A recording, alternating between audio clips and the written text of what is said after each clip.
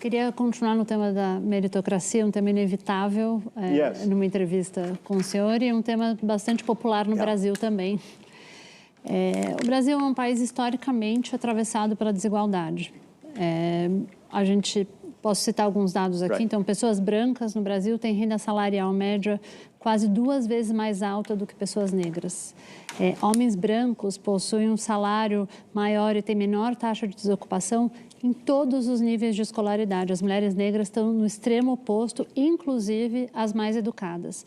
Poderia seguir com dados, esses são dados do IBGE, eu poderia falar de primeira infância, que tem um impacto enorme na trajetória do indivíduo, mas esses não são só dados no Brasil, essa é uma realidade bastante explícita com a qual a gente convive no dia a dia.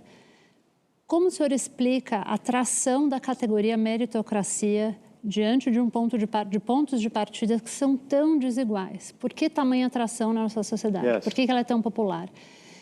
Por outro lado, como fazer a crítica a essa categoria sem também desqualificar os méritos individuais, né, os sucessos individuais, que é algo que me parece trazer o elemento do ressentimento para essa discussão. Então, parece que é uma escolha, é um ou outro, o que impede que a gente faça esse debate, na minha opinião, sem esse ressentimento. Right, yeah, this is a very hard and important question.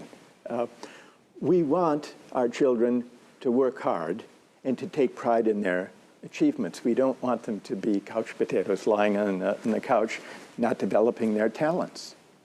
And so effort and reward and achievement are virtues up to a point.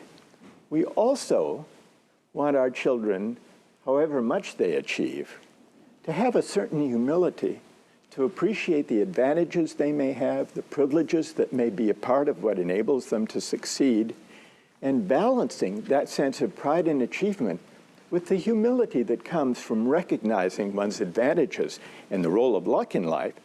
That's not an easy thing to balance. You're right about that.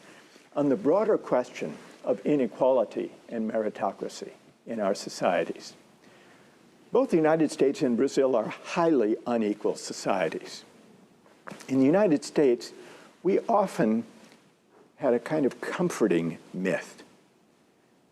The myth was, we may be an unequal society, but in America, it's always possible to rise.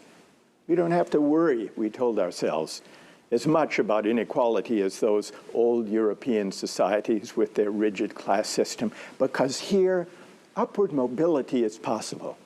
No one is consigned to the class of their birth. The problem is, this American dream, some would call it an American myth of upward mobility, doesn't really describe the reality in the United States anymore. Those more equal societies in Europe actually have more mobility than we do.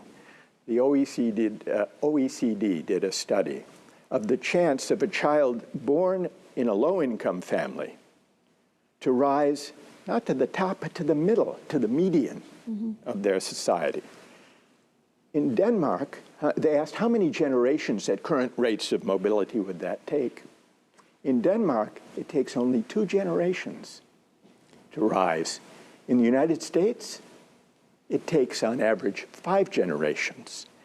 And in Brazil, do you know what the figure is? 9 generations to rise. So what I conclude from this is that the American dream is alive and well and living in Copenhagen.